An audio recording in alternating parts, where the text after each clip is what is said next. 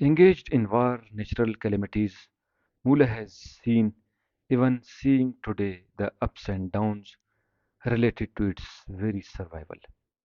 The unkindness of nature has abolished for sometimes a few of its characteristics, but this magic valley has always expressed unparalleled power to regain what is lost on its soil.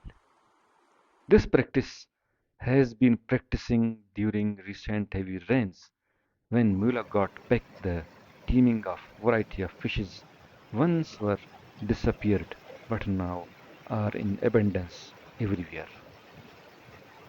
This video may outwardly seem impossible and artificial, but one can see it as an unrejected fact when visits to Padivand, a beautiful village of Mula.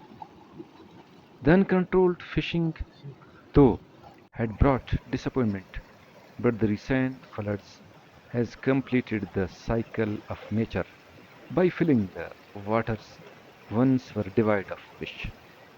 With this, there has also emerged a challenging factor for the local population as after a long time and a deep disappointment, a clear ray of hope has reappeared for them.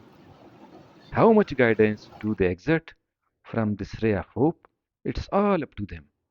Either they want a moolah with fish or without it.